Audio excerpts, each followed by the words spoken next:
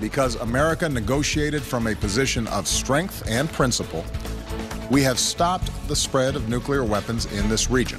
If, in fact, it's as bad a deal as I think it is at this moment, we'll do everything we can to stop it. First at 5, reaction to pouring in now after a landmark deal is reached with Iran over its nuclear program.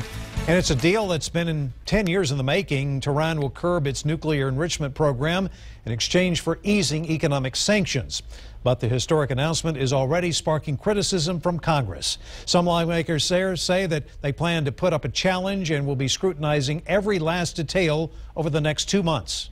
This evening in Washington and Tehran, two nations' leaders finally say they have a deal. We have stopped the spread of nuclear weapons in this region. We have been able to reach a new pinnacle.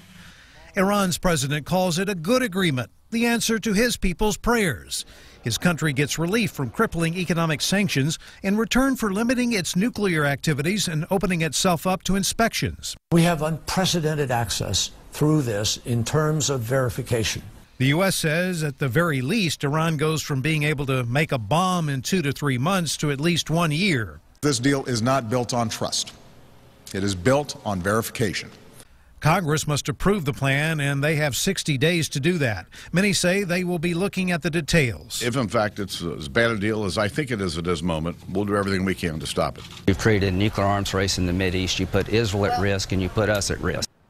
Israel calls the deal a historic mistake, blasting the leaders who agreed to it. They've gambled that in 10 years' time, Iran's terrorist regime will change while removing any incentive for it to do so. President Obama vows to veto if Congress tries to block this deal. He says diplomacy is the best option to keep Iran's nuclear program in check. Local lawmakers on both sides of the aisle are reacting. Austin Republican Congressman Michael McCall says the deal is weak and dangerous. He says Congress has a duty to reject the plan. But Austin Democratic Congressman Lloyd Doggett supports the deal. He says negotiations are making us safer and the agreement will help us avoid a war with Iran.